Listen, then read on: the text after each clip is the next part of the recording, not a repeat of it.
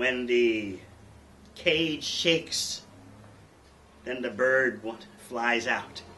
So it's a time when people are becoming less and less attached to their traditional moorings, their traditional ties.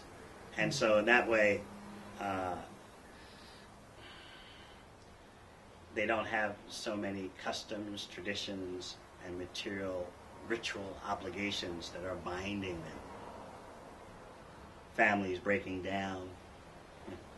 The economy's breaking down. It's not that you can think, I'll go to the university and I have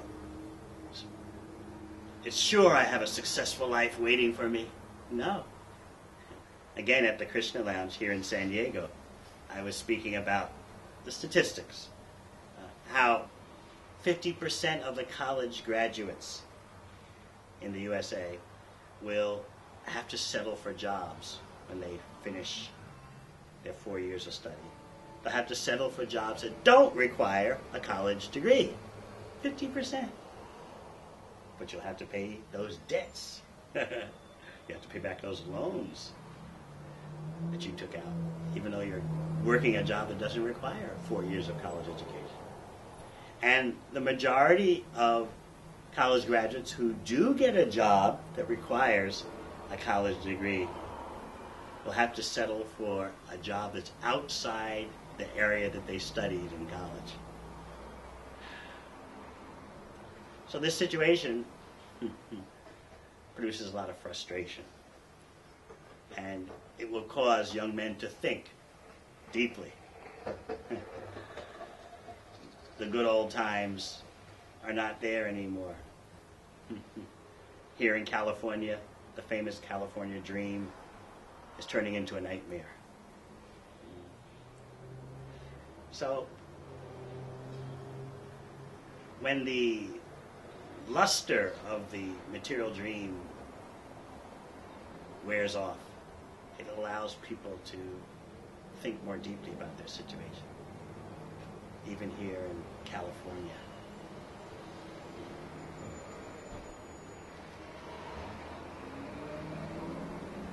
A devotee doing outreach on behalf of Krishna knows how to make a profit in any circumstance. Srila Prabhupada explained that an expert business person knows how to make a profit whether the price of rice is going up or down. So whatever the circumstances, we seek to increase market share for Krishna. These particular times in which economic certainty is not there are good for shaking people up, causing young men to think.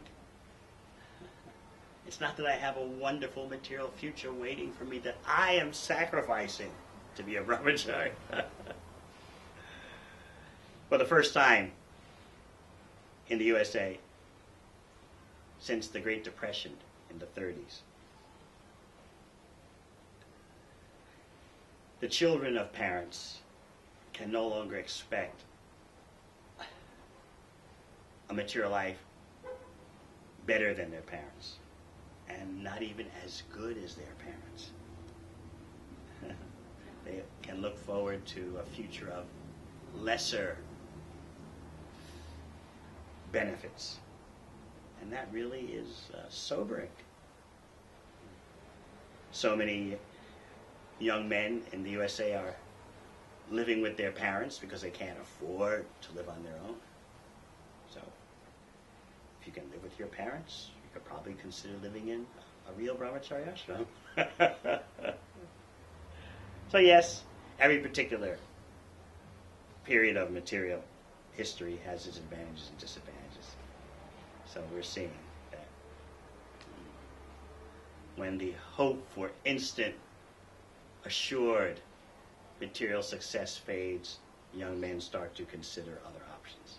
Remember back in the 60s and 70s, when in the USA there was the reality of the Vietnam War and the military draft, in which every young man, when he was 18, had to register for the military and potentially be called into service and shipped off to the jungles of Vietnam. It shook young people up so much. So Srila Prabhupada took advantage of that. So similarly, it is my vision that ISKCON should have at least a few high-quality Brahmacharya ashrams scattered here and there, so that young men, shaken by the circumstances into thinking more deeply about how they want to live life, such young men can take shelter at these few, at least a few oases. They say,